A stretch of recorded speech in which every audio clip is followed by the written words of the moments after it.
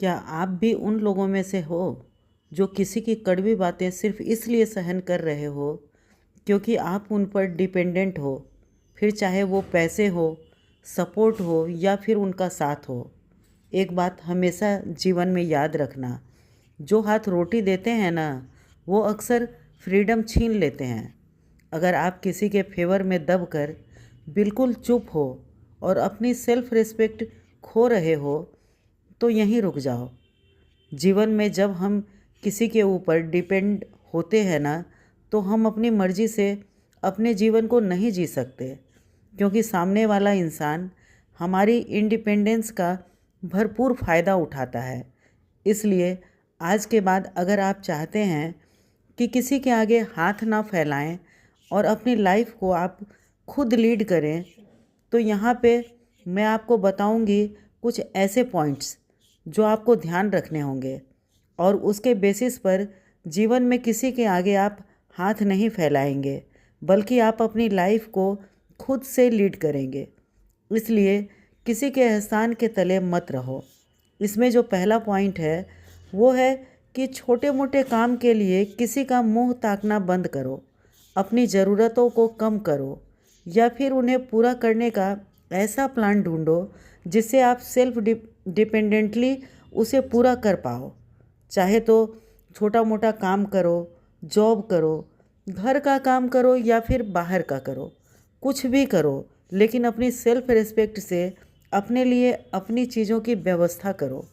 अपनी ज़रूरतों को पूरा करने की कोशिश करो, ना कि किसी के एहसान में रह करके आप इन सारी चीज़ों को पूरा करो। क्योंकि जिस दिन आप किसी के कर्जदार नहीं रहोगे ना, उस दिन आपकी पर्सनैलिटी में ऑटोमेटिक ही कॉन्फिडेंस आ जाएगा। दूसरा सबसे इम्पोर्टेंट पॉइंट है कि अपनी खुद की वैल्यू तय करो। अक्सर लोग आपको उतना ही रिस्पेक्ट करते हैं जितना आप दबते हो।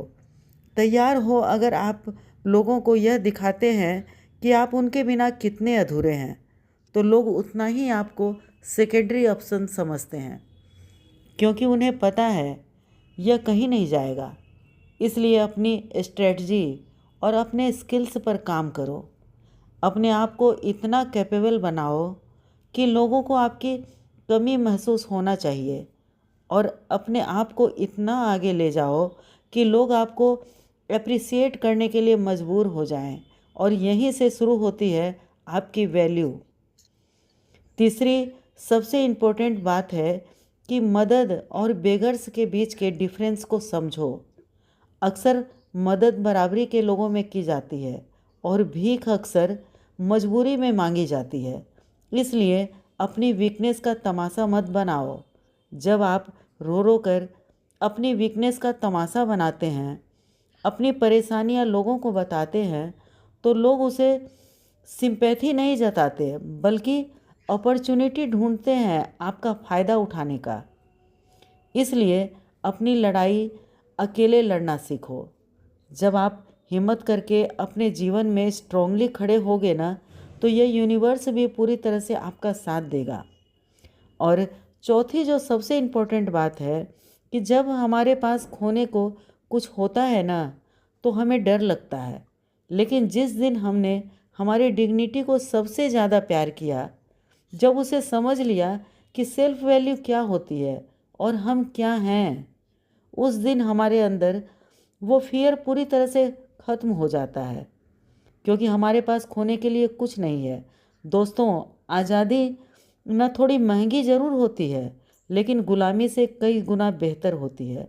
इसलिए आज से अपने आप से वादा करो कि आज के बाद आप अपनी लाइफ का रिमोट कंट्रोल किसी के हाथ में नहीं देंगे।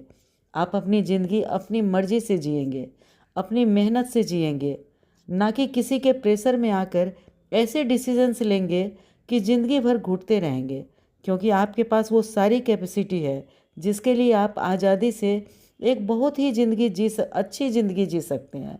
उससे कोई फ़र्क नहीं पड़ता है कि आप कितने करोड़पति हैं या फिर आपके पास कुछ भी नहीं है।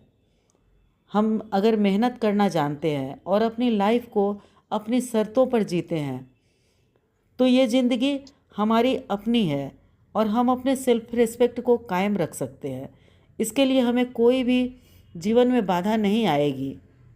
दोस्तों, अगर आप मेरी बातों से सहमत हैं तो वीडियो को एक लाइक कीजिए और चैनल को सब्सक्राइब ज़रूर कीजिए।